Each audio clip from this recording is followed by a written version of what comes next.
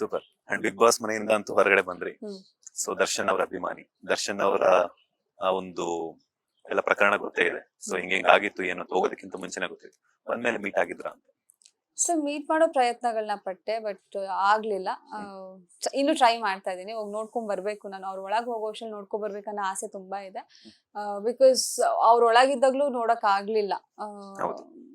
ಅದ್ ಸಿಕ್ಕಾಬಿಡ ಕಷ್ಟ ಆಗುತ್ತೆ. ಒಂಥರ ಅಳು ಬಂದಂಗ ಆಗುತ್ತೆ ನಂಗೆ ಅವ್ರ ವಿಚಾರ ನೆನ್ಸ್ಕೊಂಡಾಗ. ಯಾಕೆ ಅವ್ರಿಗೆ ಇಷ್ಟೊಂದು ಕಷ್ಟಗಳು ಬರ್ತದೆ, ಕಷ್ಟದ ಮೇಲೆ ಕಷ್ಟ ಬರ್ತದೆ ಅವ್ರಿಗೆ.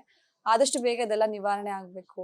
ಆರೋಗ್ಯ ಸಮಸ್ಯೆ ಫಸ್ಟ್ ನಿವಾರಣೆ ಆಗ್ಬೇಕು. ಪರ್ಸನಲ್ ಲೈಫಲ್ಲಿ ಏನಾಗ್ತಿದೆ ಅದು ಎಲ್ಲ ಮುಕ್ತರಾಗ ಅವ್ರ ಹೊರಗೆ ಬರ್ಬೇಕು ಅಂತ ನಾನಂತೂ ಎವ್ರಿ ಸೆಕೆಂಡ್ ದೇವ್ರ ಹತ್ರ ಬೇಡ್ಕೊಂತೀನಿ.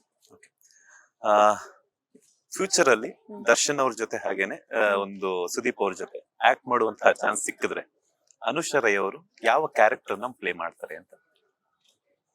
ಬಿಕಾಸ್ ಆ ಡ್ರೀಮ್ ಅಂತೂ ಇದ್ದೇ ಇರುತ್ತೆ ನಿಮ್ಗೆ. ಹೌದು, ಇಬ್ರ ಇಬ್ರು ಜೊತೆ ಜೊತೆನೂ ತಂಗಿ ಬಿಟ್ಬಿಟ್ಟು ಏನ್ ಕೊಟ್ರು ಮಾಡ್ತೀನಿ.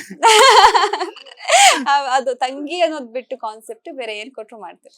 ಓಕೆ.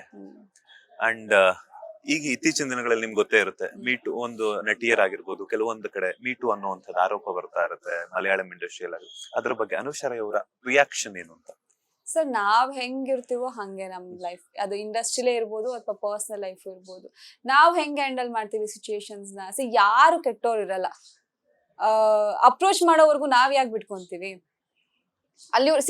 ಅದ್ ಹೆಂಗಾಗುತ್ತೆ ಅಂತಂದ್ರೆ ನಾವ್ ಎಷ್ಟು ಸ್ಟ್ರಿಕ್ಟ್ ಆಗಿರ್ತೀವಿ ಅಷ್ಟು ನಮ್ಮ ಹತ್ರ ಯಾರು ಬಂದು ಆ ಲೆವೆಲ್ಗೆಲ್ಲ ಮಾತಾಡೋ ಚಾನ್ಸಸ್ ಇಲ್ಲ. ನಾನು ಇಷ್ಟು ವರ್ಷ ಆಯ್ತು ಇಂಡಸ್ಟ್ರಿಗೆ ಬಂದು, ನನ್ನ ಹತ್ರ ಯಾರು ಹಂಗ್ ಮಾತಾಡಿಲ್ಲ, ಯಾರು ಹಂಗ್ ಬಿಹೇವ್ ಮಾಡಿಲ್ಲ. ಇನ್ಫ್ಯಾಕ್ಟ್ ನಾನು ಒಂದು ಮಗು ತರ ಟ್ರೀಟ್ ಮಾಡ್ತಾರೆ, ಒಂದು ಫ್ಯಾಮಿಲಿ ತರ ಟ್ರೀಟ್ ಮಾಡ್ತಾರೆ.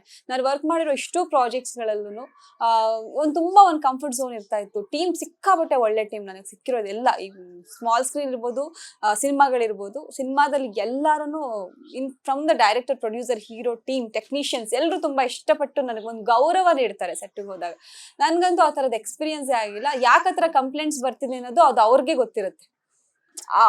ಅವ್ರದ್ದು ಮಿಸ್ಟೇಕ್ ಅಥವಾ ಅವ್ರಿಗೆ ಯಾವ ತರ ಬಿಹೇವ್ ಮಾಡ್ತಿದ್ದಾರೆ, ಹೆಂಗ್ ಹ್ಯಾಂಡಲ್ ಮಾಡ್ತಾ ಇದಾರೆ ಸಿಚುಯೇಷನ್ಸ್ ಅನ್ನೋದು ಅವ್ರಿಗೆ ಗೊತ್ತಿರುತ್ತೆ. ನನ್ಗಂತೂ ಆ ಎಕ್ಸ್ಪೀರಿಯನ್ಸ್ ಆಗೇ ಇಲ್ಲ. ಅಂಡ್ ಬಿಗ್ ಬಾಸ್ ಮನೆಯಿಂದ ಹೊರಗಡೆ ಬಂದಿರುವಂತಹ ಕಂಟೆಸ್ಟೆಂಟ್ಸ್ ಅಲ್ಲಿ ಇದುವರೆಗೂ ಯಾರಾದ್ರೂ ನಿಮ್ ಕಾಲ್ ಬಂದಿತ್ತಾ ಯಾರ ಕಡೆಯಿಂದ ಆದ್ರೂ, ಅಥವಾ ನೀವೇನಾದ್ರೂ ಅವ್ರನ್ನ ಕಾಂಟ್ಯಾಕ್ಟ್ ಮಾಡುವಂತ ಪ್ರಯತ್ನ ಮಾಡಿದ್ರು?